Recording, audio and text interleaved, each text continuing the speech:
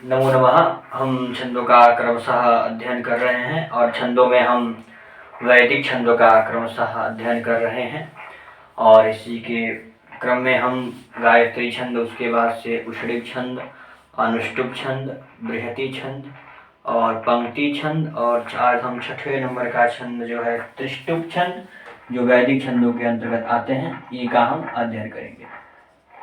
इसके पूर्व के 20 भागों में हम लौकिक छंदों का क्रमशः अध्ययन कर चुके हैं। आज हम त्रिष्टुप छंद के बारे में देखेंगे। इसके पूर्व के भाग में हम पंक्ति छंदों के बारे में अध्ययन किया, जिनमें 40 वर्ण होते हैं। आज हम 44 वर्ण वाले छंद का अध्ययन करेंगे। तो त्रिष्टुप छंद का जो है लक्षण होता है पिंगल मुनि के, पिंगलाचार्य पिंगल के द्वारा छंदः सूत्र में कि त्रिष्टुहो रुद्राहा। त्रिष्टुप छंद तब कहलाएगा जब रुद्र, संख्या उनकी प्रत्येक पाद की क्या हो, रुद्र। तो रुद्र कितने होते हैं, 11 और 4 पादों में विभक्त हो तो 44 वर्ण, तो वे त्रिष्टुप छंद कहलाएंगे। त्रिष्टुहो रुद्राहा। फिर आचार्य सौनक जी ऋग्वेद प्राति शाखे में कहते हैं कि चतुश्चत्वारिंशत् त्रिष्टुप अक्षराणि। चतुश्चत्वारिंशत्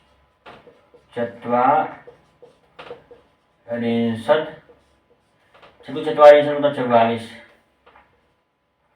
चतुश्चत्वारिंशत् त्रिष्टुप अक्षराणि, यानी त्रिष्टुप छंद में चतुश्चत्वारिंशत् यानी 44 वर्ण हो और चतुष्पदा 4 पादों वाला वाली हो और एकादशाक्षरैः पादौ,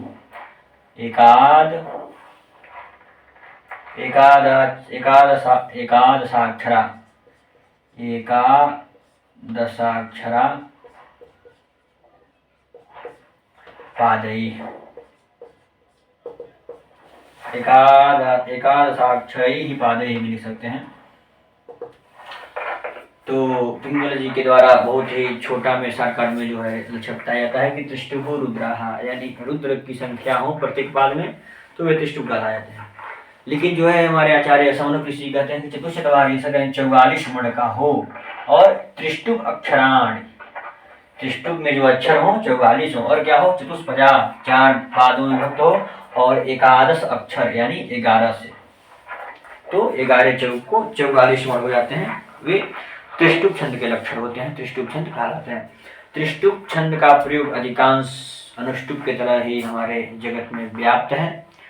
त्रिष्टुप छंद अधिकांश मंत्रों में है, जैसे हिरण्यगर्भः समवर्ताग्रे जो है हिरण्यगर्भ सूक्त, उसका ही हम उदाहरण देखते हैं।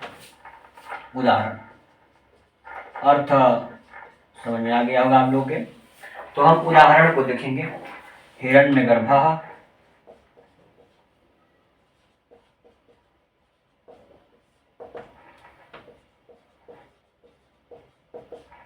समवर्तताग्रे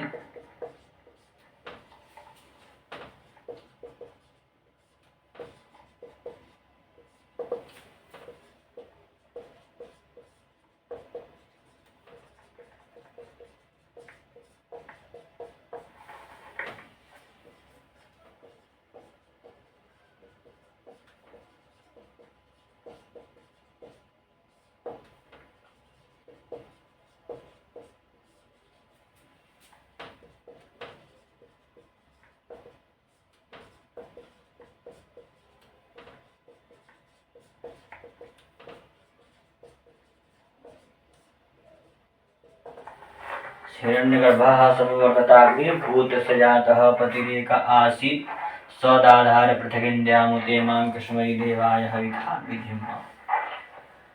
अशुद्धियां भी हो सकती हैं लिखने में, जो है हर श्लोक गुरु का क्रम जो है हम देखते हैं, लिख रहे हैं अपने याद अनुसार हम लिख रहे हैं।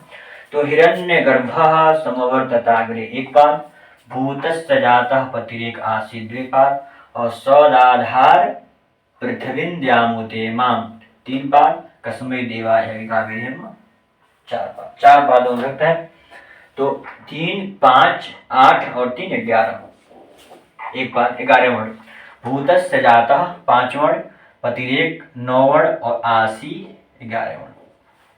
फिर सदाधार 4 वर्ण, पृथ्वी 7 वर्ण और द्यामुते यानी यहाँ तक 11 वर्ण। फिर मांग कसमई 3 वर्ण, देवाय 6 वर्ण, हविखा 9 वर्ण और विधे 11 वर्ण, यानी यहाँ से यहाँ तक।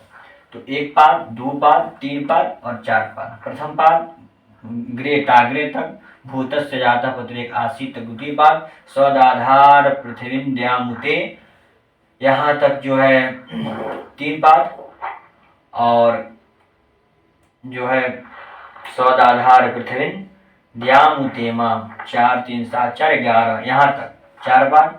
कसमई देवाय 5 वर्ण, हविखा 8 वर्ण और 3 11। विधे म पूरा है, म पूरा है, इसलिए यहाँ तक 11 वर्ण। तो 4 पादों में विभक्त है। त्रिष्टुपो रुद्राः यानी त्रिष्टुप छंद तब कहलाते हैं जब उनके रुद्र के समान यानी एकादश वर्ण प्रत्येक पाद में हो। तो हम हिरण्यगर्भ सूत्र का प्रथम मंत्र हिरण्यगर्भा इस मंत्र के द्वारा देखा कि इसमें कौन सा छंद है, और दक्षिणा चढ़ाने के लिए भी हिरण्यगर्भा मंत्र का प्रयोग होता है जो हमारा त्रिष्टुप छंद में है। और त्रिष्टुप छंद में हमने इसके उदाहरण को देखा। आज के लिए इतना ही। नमो नमः।